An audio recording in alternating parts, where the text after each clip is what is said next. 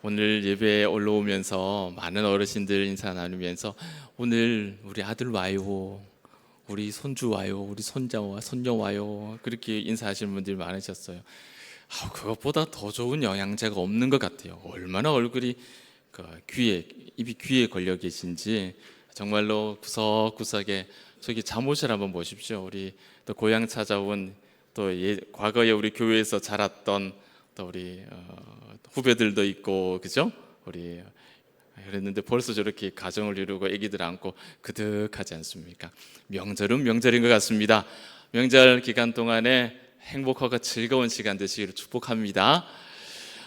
찬양대 이렇게 제가 보면은 찬송하는 모습이 굉장히 은혜로운 분이 있습니다.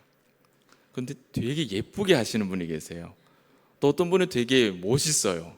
그런데 여러분, 찬송하는 모습이 되게 귀여운 분이 계십니다. 귀여운 분이 계시거든요. 제가 그 이름 말씀을 드리면 또 신뢰가 될까 봐 못 드리겠는데 그 이니셜이 H입니다. H, 하모시의 아들 모경달 씨라고 계실 거예요. 얼마나 귀여운 일을 보는데 너무 귀엽더라고요. 제가 얼마나 보면서 제가 너무 집사님 화이팅!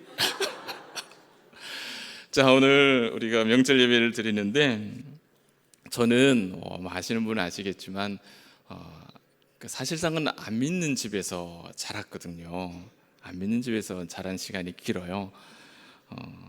그러다 보니까 저에게 있어서 명절이라 그러면 명절은 그냥 제사 지내는 날 이렇게 기억이 딱 됩니다. 맞죠?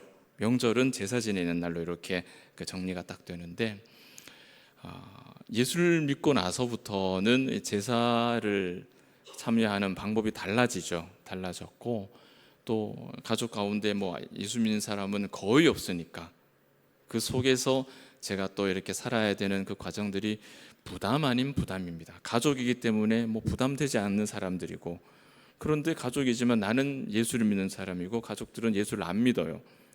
그 안에서 이제 발생하는 그 차이 때문에 또 부담이 되기도 하고, 어쩌면 여러분에게도 이 명절이라는 것이 자자손손 신앙의 가문이 아니라면 이런 어떤 부담 아닌 부담을 경험해 보신 분들이 많이 계실 것 같습니다. 믿음으로 그렇게 행해야 되는 내 모습, 또 그런 모습을 이렇게 바라보고 이해하지 못하는 또 불신 가족들의 그 마음, 이게 안 맞는 거예요. 제사 지낼 때 그냥 멀뚱하게 뒤에서 멀뚱하게 서 있죠. 그냥 저희 아버지가 장남인데 그 집 아들이 이렇게 제사 지낼 때 멀뚱하게 서 있고 절도 안 하고 서 있으니 문중의 어른들이 좋아하시겠습니까? 경주 최가에 그 무덤에 풀도 안 자란다는 경주 최가에 그 집성촌에 살면서 이 집 제사 끝나면 옆집 가서 제사 지내고 옆집 끝나면 또 그 옆집 가서 제사 지내야 되는 그런 환경에서 자라면서, 그러면서 야단도 많이 맞았어요. 절 안 한다고 막 야단 맞은 기억이 많이 납니다. 자, 여러분, 이런 모습들을 서로가 세상을 살아가는 양식이 다르니까, 하나는 믿는 사람이고 하나는 안 믿는 사람이라면 서로 양식이 다르니까 그건 어쩔 수 없는 일이다, 이렇게 생각하고 일종의 서로 그냥 타협하는 거죠. 적응하는 겁니다. 쟤는 교회 다니니까 그렇고, 저분은 교회 안 다니는 신앙이 없는 분이니까 당연히 그렇고, 이 서로 일종의 적응하면서 사는 것, 여러분 이것 어떻게 생각하십니까? 이게 좋은 방법이라고 생각하세요? 아니면 뭔가 좀 찜찜하세요? 사실 찜찜할 수밖에 없죠. 이게 별로 좋은 방법은 아니거든요. 좀 부족한 거죠. 우리 예수를 믿는 사람들은 완성된 하나님의 나라를 사는 건 아니에요. 여전히 우리 신자들에게는 굉장히 두렵고 적대적인 세상을 사는 사람들이 우리 예수를 믿고 살아가는 지금 우리의 생활입니다. 그러니까 구약 시대에 마치 포로가 되어서 살았던 에스더 같은 사람들, 다니엘 같은 사람들, 그들이 사는 방법과 비슷한 기분으로 우리가 사는 거죠. 초대교회에 어떤 핍박을 받으며 살았던 믿음의 조상들과 비슷하게 지금 우리가 살고 있는 겁니다. 환영해주고 박수 쳐주는 세상이 아닌 거죠. 우리가 나 예수 믿어요, 나 교회 가요, 이런 세상이 아닌 그런 세상을 우리가 함께 사는 겁니다. 저는 이런 삶을 살아가는 우리 봉독의 가족들에게 하나님께서 주시는 특별한 지혜가 삶에 깃들어 가기를 축복합니다.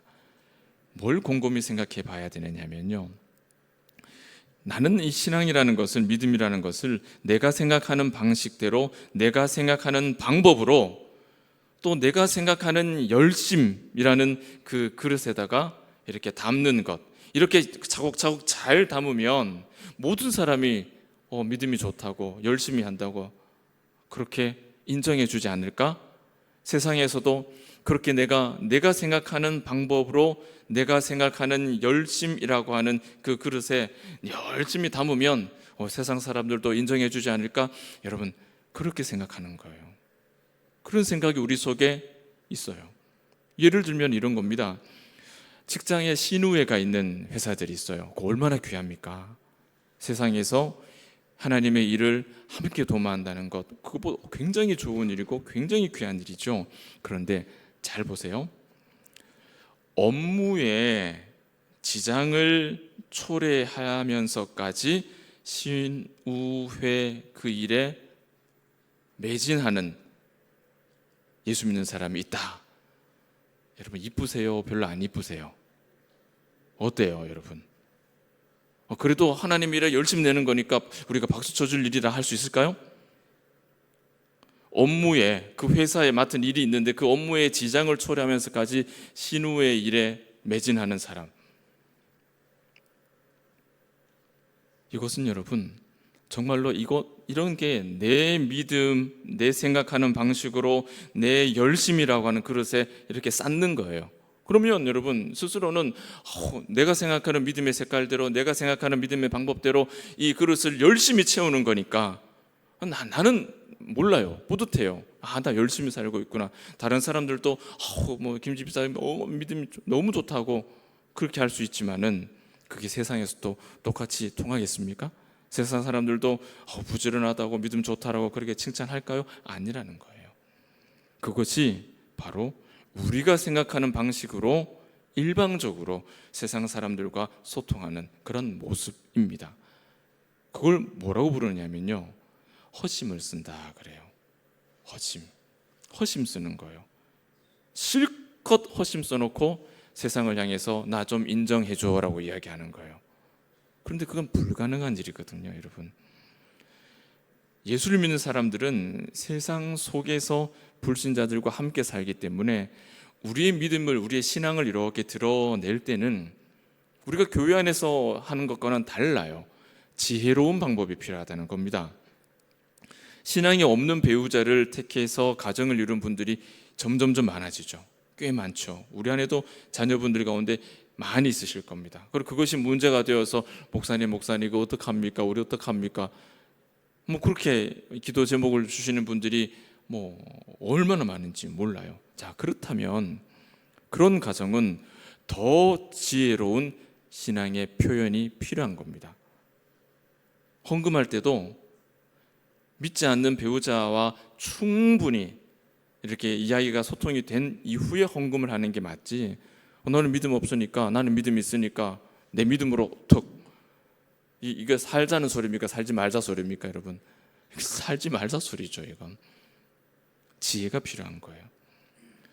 이런 자기 방법으로 일방적으로 소통하려고 하는 이런 행동들을 뭐라고 부르냐면요, 무례한 기독교라고 부릅니다. 이 이름을 딱 들으면 우리는 좀 솔직하게 기분이 별로 좋지 않아요. 기독교가 무례하다? 그런데 여러분, 세상 사람들에게는 우리 기독교가 얼마나 무례하게 비치는지 모릅니다. 왜? 우리가 지혜가 없기 때문이에요. 우리가 지혜롭지 못하기 때문이에요. 여러분, 불신자가 신자의 어떤 가치관과 행동을 이해할 수 있을까요? 없을까요? 이해 못하는 거예요, 여러분. 그 이해하기를 기대하는 것은 지나친 기대예요. 정말 지나친 기대예요. 육과 영의 생각이 다른데 육의 생각을 하는 사람이 영의 생각을 가진 사람을 어떻게 이야기했습니까? 이해가 안 되는 거죠. 그걸 기대한다면 그건 지나친 기대예요. 그래서 우리에게는 지혜가 필요한 겁니다. 세상의 지혜로는 은혜에 속한 일들을 깨달을 수가 없습니다, 여러분. 세상의 지혜, 육의 생각으로 어떻게 은혜에 속한 일, 영의 생각을 어떻게 측정하겠어요? 불가능한 일이죠. 그러나 그런 이 지나친 기대 가운데 한 부분, 우리가 소통할 수 있는 그 지혜로운 한 가지를 오늘 우리 추석 명절 앞두고 우리 교우들과 함께 나누려고 합니다. 그것은 바로 불신자와 신자가 함께 가지고 있는 보편적인 토대라고 하는 거예요. 공통의 기본적으로 모두가 공감하는 토대가 있다라는 겁니다. 불신자들이 우리 신자들을 어떻게 이해하겠나? 그러니까 그거는 안 되는 일이니까 우리가 그냥 그건 내려놓고 우리끼리 우리 믿음으로 열심히 살자. 여러분, 이 말이 어떻게 들리십니까? 합당하게 들리십니까? 아니면 뭔가 좀 수상해 보이십니까? 합당하면 제가 질문도 안 하겠죠. 제가 어려운 건 안 묻는 사람이잖아요, 그죠? 이게 이상한 거예요. 이게 굉장히 문제가 많은 질문이에요. 그래서 기독교가 무례하게 사람들에게 비치는 겁니다. 신불신 간에 모든 사람은 공통의 보편적인 토대, 기초, 기반, 공통의 공감대가 있습니다. 믿든 안 믿든 모든 사람이 있어요. 왜? 모든 사람이 다 하나님의 창조물이기 때문에요. 그것을 우리는 일반 은총이라고 부르죠. 예수 안 믿는 사람도 세상에서 하나님이 주시는 일반 은총을, 복을 누리고 삽니다, 여러분. 뭐 예수 안 믿으면 복은 하나도 못 받는 게 아니에요. 다 복을 누리고 살아요. 그건 일반 은총이라고 불러요. 공통의 토대가 그거예요. 신자와 불신자 모두가 가지고 있는 일반적인 가치가 있다는 겁니다. 건강 중요하죠. 예수 안 믿는 사람한테만 건강 중요합니까? 예수 믿는 사람은 무슨 산삼 안 먹습니까, 여러분? 건강 중요하죠. 먹고 즐거운 시간 보내는 거 행복한 일이에요. 모두에게 행복한 일이에요. 아이들을 잘 양육하는 것, 모두에게 그것은 중요한 일입니다. 공통의 토대죠. 이런 보편적으로 공유하는 영역을 우리는 상식이라고 부르고 교양이라고 부릅니다. 믿는 사람도 상식이 있고 안 믿는 사람도 같은 상식을 갖고 있어요. 믿는 사람도 교양이 있고 안 믿는 사람도 똑같은 교양을 가지고 있는 겁니다. 똑같은 거예요. 그래서 우리 신자들에게는 믿음으로 살되 동시에 뭐가 필요합니까? 신자와 불신자가 공유하고 있는 이 공통의 가치를 함께 누리고 즐기고 살 수 있는 지혜가 필요해요. 그것을 구현해내고 표현해낼 수 있는 지혜가 필요한 거죠. 그 중에 하나가 오늘 우리가 읽은 본문에 소개되는 선한 양심입니다. 양심이라고 하는 거예요. 추석 앞두고 우리가 이 양심의 의미들을 살피면서 가족들이 모였을 때 더 행복하고 즐거운 시간 됐으면 좋겠습니다. 여러분, 학교 다니실 때 사회의 기본적인 정의 뭡니까? 권선징악이죠. 권선징악입니다. 선을 베푸면 복을 받고 악을 행하면 벌을 받는 거예요. 이게 사회적인 기본 룰이죠. 우리는 그렇게 배웠고 또 우리가 살아가는 세상이 그렇게 되어가기를 기대를 가지고 삽니다. 과연 그러냐? 신문을 보면 그렇지 않죠. 뉴스를 보면 그렇지 않죠. 뭐 사회면을 딱 열어보면 불의함과 부조리가 그냥 줄을 서 있습니다. 권선징악, 우리 말 그대로 시행되지 않는 모습을 많이 봅니다. 이런 부조리와 불의함들을 대처하는 우리 신자의 바른 방법이 뭐겠습니까? 그러면 어떻게 대처하는 게 바른 방법일까요? 하나님의 궁극적인 그 정의가 실현될 것을 믿는 겁니다. 그 궁극적인 정의가 실현되는 것이 뭐냐? 예수의 재림과 심판. 그 재림과 심판을 믿으면서 그 불의와 부조리를 우리가 상대해야 되는 거예요. 전쟁은 우리에게 속한 게 아니라는 말이 그 말이에요. 양심. 이때 필요한 것이 양심이에요. 이 믿음이 있을 때 우리는 선을 행할 수가 있고 고난을 받더라도 내가 이 욕을 들으면서 내가 왜 이런 일을 해야 되지? 이런 생각을 안 가지는 거예요. 궁극적인 하나님께서 이루실 그 심판을 믿는 믿음으로 우리가 살아야 선을 행하면서 어려움이 다가와도 멈추지 않고 계속해서 그 선을 행할 수 있다는 겁니다. 이 말을 하려고 베드로는 13절에 너희가 열심으로 선을 행하면 누가 너희를 해하겠느냐 이 말을 합니다. 그런데 여러분, 이 말이 이 문장처럼 안 되죠. 선을 행하고도 해를 당하죠. 초대교회 신자들이 그렇게 살았습니다. 이 말씀대로 되지 않는다는 것을 몸으로 체험하고 사는 사람들이 초대교회 사람들이었습니다. 선을 행합니다. 그런데 붙들려 가서 죽습니다. 그런 상황이기 때문에 베드로가 14절에서 이어서 말씀을 하죠. 의를 위하여 고난을 받으면 복이 있는 사람이다. 선을 행하면서 고난 받을 수 있어. 그러나 그는 복된 자야. 무슨 의미일까요? 예수님께서 이미 우리에게 가르쳐 주신 말씀이지 않습니까? 산상보훈에 이 말씀이 있죠.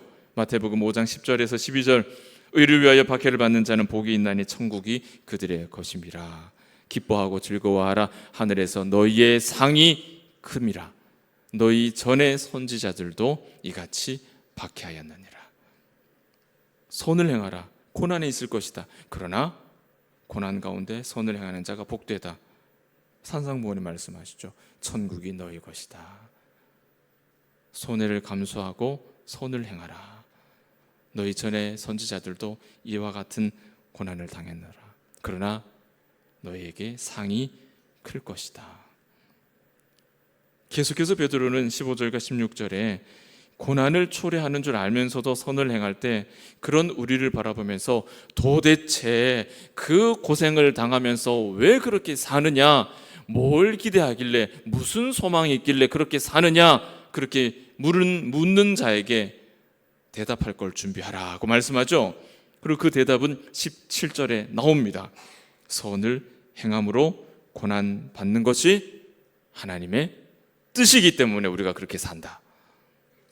내가 이 좋은 일 하고 욕먹으면서도 또 좋은 일 하는 것은, 이런 좋은 일 하면 내 주머니에 없던 금덩어리도 생기고 왼쪽 주머니에 없던 돈주머니도 생기고 내 자손들은 다 잘 되고 나는 무병장수하고 선을 행하면 이런 소망이 있어서가 아니라, 그런 소망이 아니라 이것이 하나님의 뜻이기 때문에, 하나님이 기뻐하시는 일이기 때문에, 그리스도를 닮아가는 일이기 때문에 마지막 때에 하늘의 상이 큼이라 착하고 충성된 종이라 하나님 앞에 나아가는 칭찬받는 종 되는, 그것이 우리의 소망이다.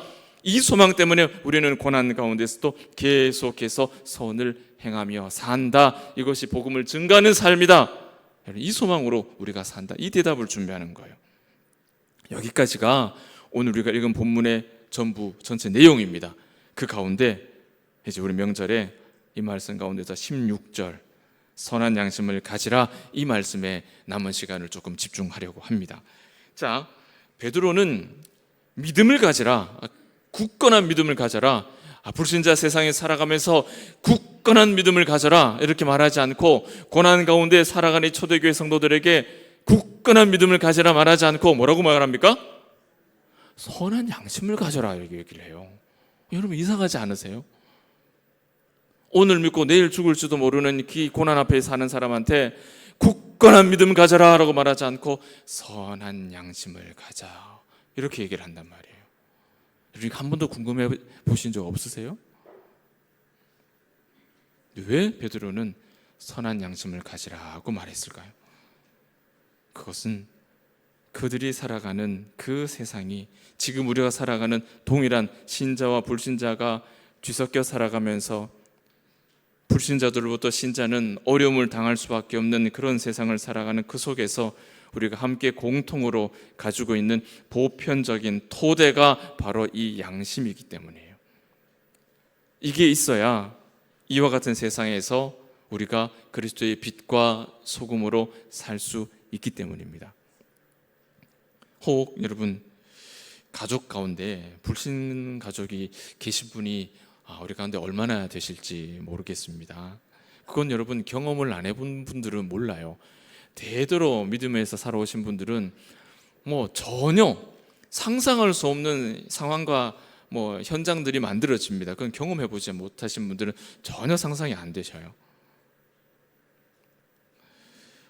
이번 혹시라도 가정을 해봅시다. 명절에 만나서 어떤 이야기를 나누는데 서로의 뜻이 좀 안 맞죠.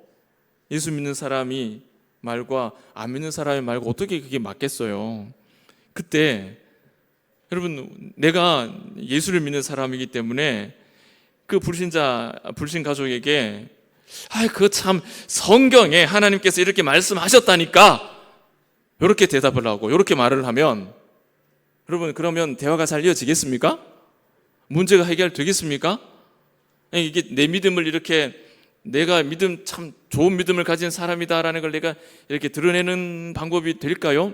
그 예수님에 대한 그 믿음이 그 변증이 될까요?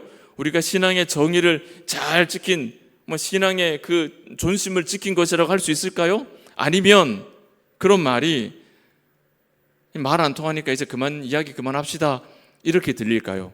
내 말을 듣는 그 상대방은 어떻게 들릴까요? 와, 이 양반 진짜 믿음이 좋구나 이렇게 들릴까요? 아니면 이제 대화 그만하자 소리구나, 이제 이야기하지 말자 소리구나, 뭘로 들릴까요? 1번일까요? 2번일까요? 여러분, 경험 안 해보신 분들은 잘 모르시죠? 이거 100% 2번입니다. 저는 많이 해봐서 알아요. 많이 해봐서 알아요. 이 2번이에요. 사랑하는 봉덕가족 여러분, 우리는 더 지혜로운 방법으로 이 땅에 우리가 함께 살아가는 많은 사람들과 우리가 가진 그 신자의 삶을 함께 나눌 수 있는 방법을 연습할 필요가 있습니다. 지혜가 필요해요. 그 양심이라고 하는 공통의 보편적인 이 기초가 우리에게도 적용이 되고 불신자에게도 유효하다니까요. 우리가 가진 영적인 가치를 말하고 소통하는 데 있어서 이것보다 좋은 방법이 없는 것입니다. 그래서 베드로는 선한 양심을 가지라. 선한 양심을 가지라. 양심이라는 게 뭡니까, 여러분? 신불신간에 사전을 찾아보면 양심은 이렇게 설명을 해요. 모든 사람에게 무언가에 대한 도덕적인 이해와 판단을 내릴 수 있는 내적인 기능, 이렇게 양심은 모두 눈에 보이거나 손에 잡을 수 있는 게 아니잖아요. 우리 뭔가를 판단할 수 있는 내적 기능이라고 그래요. 우리 믿음으로 표현하면 하나님의 선물이죠. 인간에게 그러한 기능을, 판단력을 주신 거니까 모든 사람에게요, 신자에게도 불신자에게도 똑같은 양심을 주셨어요. 이 보편적인 토대 위에서 우리는 모든 사람들, 그 사람이 누구든, 예수를 믿는 사람이든 아니든 거룩하고 영적인 소통을 할 수 있어야 된다는 거예요. 제가 전도 훈련을 받을 때, 이제 실습 나갔을 때 저를 훈련한 분이 자기의 전도 대상자를 저랑 만나게 해줘요. 그럼 만나서 그분을 이렇게 제가 복음을 전해도 전도해야 되는 게 마지막 시험이거든요. 실습 시험이거든요. 저를 훈련시킨 그분이 한 사람이 한 사람만 딱 훈련시키니까 제 사부가 평택 대광교회 집사님이셨는데 저를 가르치고 난 다음에 자기 전도 대상자를 딱 데리고 왔는데 그분이 누군지 아십니까? 한번 말씀드렸죠. 무당입니다. 제가 무당을 만나서 전도 실습을 했다니까요. 제 눈이 얼마나 가깝겠어요. 하늘이 노래졌어요. 제가 무당. 복음이 전해지겠습니까? 앉아보세요. 성경 펴놓고 보세요. 하나님 말씀에 이렇게 돼 있잖아요. 그러니까 예수 믿으세요. 믿겠습니까, 여러분? 이게 지혜롭지 못한 거예요. 그때 뭐가 필요합니까? 베드로가 말하죠. 선한 양심을 가지라. 그분에게도 있는 것, 나에게도 있는 것. 그 선한 그 양심을 속에서 우리가 소통할 수 있는 지혜가 우리에게 연습되어야 된다라는 사실입니다. 바울은 로마서 2장에서 불신자에게는 율법이 없죠, 여러분. 율법이라는 건 우리 믿는 사람들에게만 주어지는 거잖아요. 불신자에게는 율법이라는 것이 없지만 그들에게는 양심이라는 것이 있어서 그 양심이 율법의 기능을 하기 때문에 그들 자신의 삶을 고발하고 그들 자신의 삶이 뭐가 잘못됐는지를 깨닫게 하고 심판한다라고 기록합니다. 우리는 이 하나님의 말씀을 기준으로 내가 뭔가가 잘못됐거나 우리는 특정할 수 있죠. 예수 안 믿는 사람은 그게 안 된다니까요, 여러분. 그런데 안 되는 사람한테 우리가 자꾸 이걸 들으면 안 되죠. 이야기 그만하자 소리죠. 바울은 얘기합니다. 그들에게는 율법이 없기 때문에 그들에게는 양심이라고 하는 것이, 너에게도 있고 나에게도 있는 그 양심이라고 하는 것이 율법의 기능을 대신해서 그들 스스로를 판단하게 한다는 거예요. 잘못된 것은 부끄럽게 하고 잘한 것은 감사하게 하고. 그래서 오늘 말씀이 뭐라고 합니까? 16절에 너희의 선행을 욕하는 자들로 그 비방하는 일에 부끄러움을 당하게 하려 함이라. 실컷 비방해놓고 그것이 부끄러운 일이었다라는 걸 어떻게 깨닫습니까? 그 사람 안에 있는 뭐 때문에요? 양심 때문에 깨닫는 거예요. 그 양심을 통해서 깨닫는 거예요. 이것이 우리가 불신자들과 함께 소통할 수 있는 통로라는 사실입니다. 오늘 베드로가 선한 양심을 가지라 말씀하는 이유는 바로 이거예요. 불신자에게도 유효한 한 가지 방법. 디모데전서 1장 5절을 보면 사도 바울은 사랑이라는 것이 믿음과 양심과 마음에서 나온다 그랬어요. 그리고 조금 더 읽어가면 이 믿음과 양심이 깊이 연결되어 있어서 양심을 버리면 믿음도 파산한다, 이렇게 되어 있습니다. 자, 그러면 양심과 믿음이 어떤 관계라는 뜻이에요? 따로따로 논다는 소리입니까? 아니면 한 덩어리라는 뜻입니까?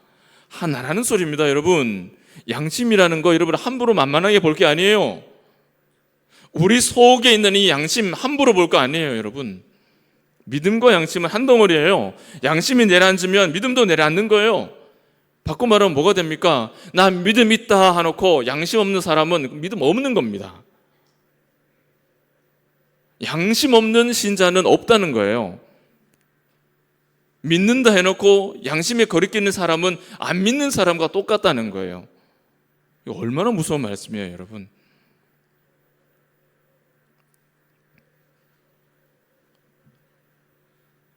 믿음에서 떠난 사람은 결국 양심이 화인 맞아 외식하고 거짓말하는 자다.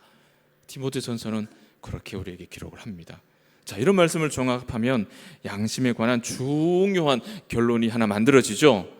양심은 믿음과 나누어지지 않는다라는 거예요. 믿음은 있는데 양심은 없다, 그런 사람 존재하지 않습니다. 사랑하는 여러분, 신자가 자기 목적을 이루기 위해서 이웃을 희생시키고 교묘히 이용하면서 다른 사람이야 우째되든 간에 자기 이익을 추구할 수 있겠습니까? 참 신자라면 그렇게 할 수 있을까요? 할 수 있을까요? 없는 거예요. 없습니다. 오늘 베드로가 선한 양심을 가지라, 그래서 이런 말씀을 하는 거예요. 세상이 우리의 믿음을 확인할 수 있는 길은 성경이 아니고요, 내 믿음의 간증이 아니고요, 뭘로 내가 가진 믿음을 확인한다고요? 선한 양심에서 나오는 선한 행실인 그겁니다. 그걸로 내 안에 있는 믿음이 드러나는 거예요. 선한 양심에서 흘러나오는 선한 행실을 볼 때 불신자들은 나의 믿음을 확인할 수 있는 겁니다. 육의 생각을 가진 자가 영의 생각을 깨달을 수 없어요. 양심, 이렇게 믿지 않는 사람과 우리가 공유하는 공통의 토대, 이 토대 위에서 우리는 지혜롭게 이 추석의 모든 가족들과 따뜻하고 행복한, 이제 말문이 막히지 않는 그런 행복한 시간들을 가지면 참 좋겠습니다. 우리에게 목숨과 같은 가치가 있는 이 하나님의 말씀이 예수를 안 믿는 사람들에게는 그만한 가치가 없겠죠. 우리는 목에 핏대를 세우고 하나님의 말씀을 전해도 예수를 모르는 사람은요, 그래? 그래? 그래서 그게 어떻단 말이지? 그게 뭐지? 이렇게밖에 안 되는 거예요. 왜 그럴까요, 여러분? 하나님을 경외하지 않으니까, 하나님을 모르니까. 육의 생각은 영의 생각을 깨달을 수 없거든요. 그래서 우리는 지혜가 필요합니다. 그들에게 복음을 전하기 위해서 지혜가 필요한 거예요. 여러분, 우리 교회는 이 지역에 남구 지역에 정말 하나님의 복음을 전할 수 있는 지혜로운 일들을 감당하는 그러한 교회가 맞을까요? 어떻게 생각하십니까? 우리 각자는 어떻습니까? 우리 가족에게, 이웃에게 지혜롭게 복음을 전하는 그러한 지혜로운 신자라고 생각이 되십니까? 과연 선한 양심을 가지고 손해보기를 기뻐하고 또 선한 행실로 우리의 믿음을 이렇게 드러내면서 우리 교회가 그런 역할을 하고 있을까요? 또 나는 그런 역할을 하고 있을까요? 내가 주님의 일을 한다라고 하는 그 명목이, 여러분, 내가 주의 일을 하고 있다는 그 명목이 내가 해야 할 일을 대충 하는 것, 표시나지 않을 만큼의 아주 작은 거짓말, 법과 규정을 위반하는 그런 일들을 덮어줄 수 있을까요? 내가 아무리 주의 일을 하는 사람이라고 해도 그런 것들을 덮을 수 있을까요? 안 덮습니다. 덮을 수 없습니다. 그리고 사실 이런 평가는 내가 스스로 할 수 있는 게 아니죠. 나를 바라보는 다른 사람이 평가할 수 있는 거죠. 믿음과 선한 양심, 선한 행위, 여러분, 분리되지 않는 거예요. 이 선한 행실은 선한 양심에서 나옵니다. 신자는 단순히 겉으로만 선한 행실을 하면 충분한 게 아니에요. 그건 누구나 할 수 있어요. 믿음 없는 사람도 교회에서 척할 수 있잖아요. 그런데 우리는 언제나 항상 무시로 선한 양심을 가져야 합니다. 왜 그럴까요?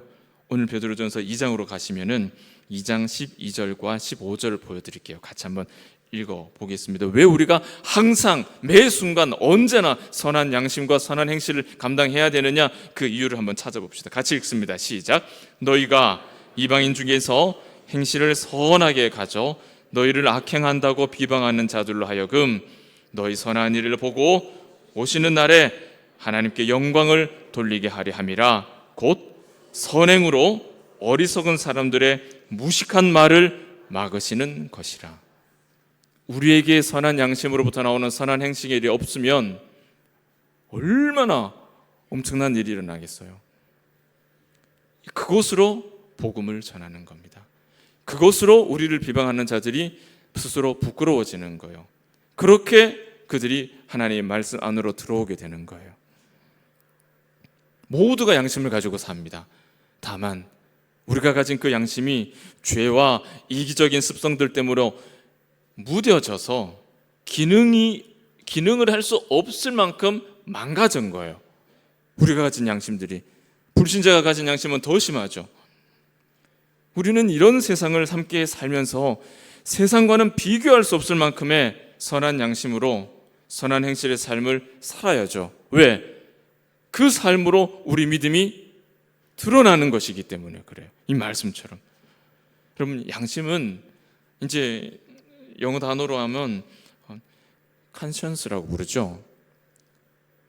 conscience입니다. 그러니까 con은 함께라는 뜻이고 뒤에는 science, 과학, 아시죠? 그 과학이란 본래 뜻이 이제 지식이라는 뜻이거든요. 알다라는 뜻입니다. 안다, 배운다 이런 뜻입니다. 그러니까 양심이라는 단어는 풀면 어떻게 됩니까? 함께 아는 겁니다. 양심. 서로가 너도 알고 나도 아는 거예요. 너도 인정하고 나도 인정하는 것. 우리 모두에게 공통의 토대, 맞죠? 함께 아는 거예요. 그 양심이에요. 성경적으로도 그 양심의 뜻은 너무나 정확하죠.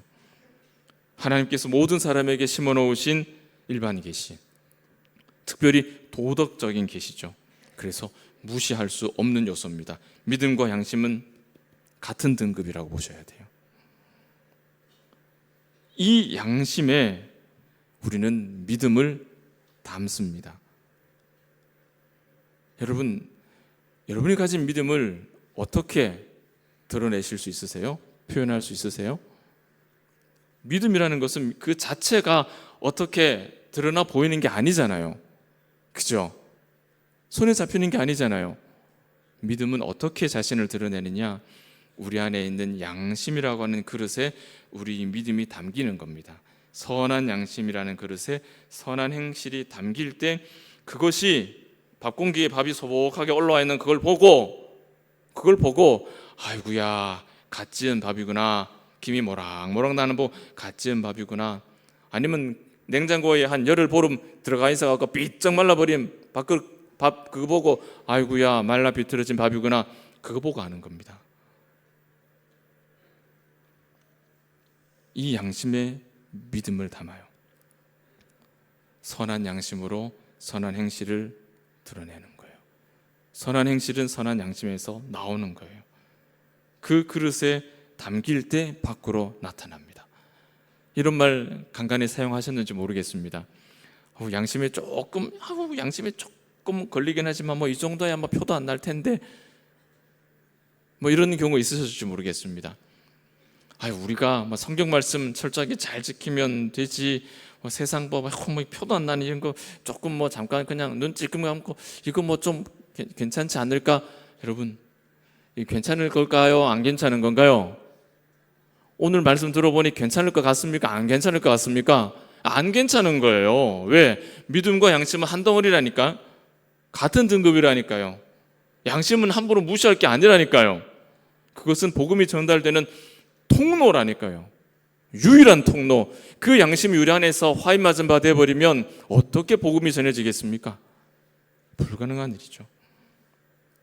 신자에게 양심을 거스르는 일이 일어난다면 거기에서는 믿음을 찾아볼 수가 없는 거예요. 맞지 않습니까, 여러분? 예수 믿는 사람의 마음속에 양심이 거리끼는 일이 발생하면 그거는 믿음이라는 것을 찾을 수가 없다는 이야기예요. 그 속에서는 우리가 믿는 사람으로 선한 양심을 가지는 일은 이처럼 중요합니다. 베드로가 고난 앞에 있는 자들에게 굳건한 믿음을 가지라 말하지 않고 선한 양심을 가지라. 양심이라고 하는 그릇이 깨지면 어떻게 됩니까? 그 그릇에 뭐가 담긴다고요? 믿음이 담긴다 했죠. 양심이라는 그릇이 깨지면 어떻게 되겠습니까? 우리가 그토록 자랑하는 그 믿음이 남아 있어요? 아니면 다 새버려요? 다 새버리는 거예요. 말씀드렸죠. 신자에게서 양심에 거리끼는 일이 생기면은 믿음을 찾아볼 수 없다. 그 말이 이 말입니다. 양심 깨지면 거기에 있는 믿음도 다 새버리고 남는 게 하나도 없다는 거예요, 여러분. 타협하는 양심과 믿음은 공존하지 않습니다. 이제 추석 연휴인데 온 가족이 함께 모이신다면 여러분, 우리 봉덕의 가족들은 어느 가족들보다 월등하게 선한 양심, 그리고 그 양심에서 나오는 월등하게 선한 행실로 예수 그리스도의 그 빛을 환하게 비추는 우리 봉덕의 모든 가족들 되시기를 축복합니다. 그 가운데 불신 가족이 있다면 성경을 펼쳐서 성경에 하나님 이렇게 말씀 안 했나? 이러지 마시고, 제발 좀 그러지 마시고, 제가 그 10수년 그래 해봤는데 별 소용 없더라고요. 제발 그러지 마시고, 하나님께서 우리에게 주신 소통할 수 있는 통로, 이 양심, 그 안에서 충분히 우리가 지혜롭게 복음의 빛을 발할 수 있다. 어떻게? 양심이라는 그릇에 뭘 심어야 돼요? 내 믿음, 선한 행실로 믿음을 심어야 된다. 그 사람은 그걸 보고 믿음이라는 것을 이렇게 이해할 수밖에 없다. 꼭 기억하십시오. 그렇게 이 명절 신불신간에 모든 가족이 어느 때보다 행복하고 즐거운 명절 되시기를 주의 이름으로 축복합니다.